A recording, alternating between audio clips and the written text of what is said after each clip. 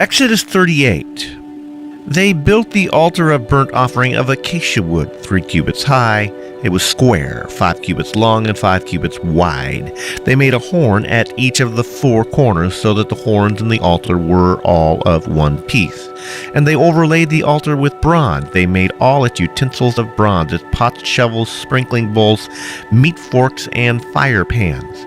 They made a grating for the altar, a bronze network to be put under its ledge, halfway up the altar. They cast bronze rings to hold the poles for the 4 corners of the bronze grating. They made the poles of acacia wood and overlaid them with bronze. They inserted the poles into the rings so that they would be on the side of the altar for carrying it. They made it hollow, out of boards. They made the bronze basin and its bronze stands from the mirrors of the women who served at the entrance to the tent of meeting. Next they made the courtyard. The south side was 100 cubits long and had curtains of finely twisted linen, with 20 posts and 20 bronze bases, and with silver hooks and bands on the posts. The north side was also 100 cubits long and had 20 posts and 20 bronze bases, with silver hooks and bands on the posts. The west end was 50 cubits wide and had curtains with 10 posts and 10 bases, with silver hooks and bands on the posts. The east end toward the sunrise was also 50 cubits wide. Curtains 15 cubits long were on one side of the entrance with 3 posts and 3 bases, and curtains 15 cubits long were on the other side of the entrance to the courtyard with 3 posts and 3 bases. All the curtains around the courtyard were of finely twisted linen. The bases for the posts were of bronze. The hooks and bands on the posts were silver, and their tops were overlaid with silver, so all the posts of the courtyard had silver bands.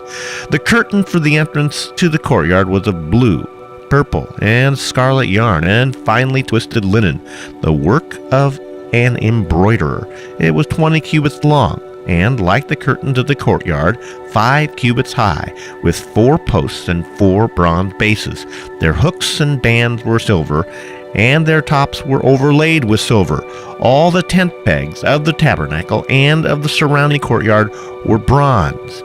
These are the amounts of the materials used for the tabernacle of the testimony, which were recorded at Moses' command by the Levites under the direction of Ithamar, son of Aaron the priest. Bezalel, son of Uri, son of Hur, of the tribe of Judah, made everything the Lord commanded Moses.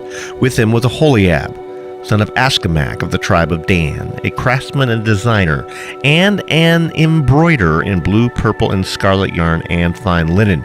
The total amount of the gold from the wave offering used for the work on the sanctuary was 29 talents and 730 shekels, according to the sanctuary shekel. The silver obtained from those of the community who were counted in the census was 100 talents and 1,775 shekels, according to the sanctuary shekel.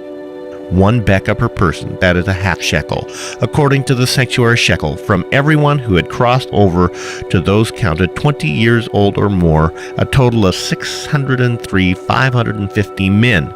The 100 talents of silver were used to cast the bases for the sanctuary and for the curtain, 100 bases from the 100 talents, 1 talent for each base.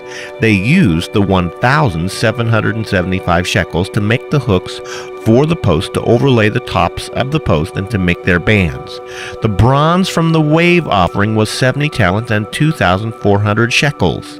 They used it to make the bases for the entrance to the tent of meeting, the bronze altar with its bronze grating and all its utensils, the bases for the surrounding courtyard, and those for its entrance, and all the tent pegs for the tabernacle, and those for the surrounding courtyard.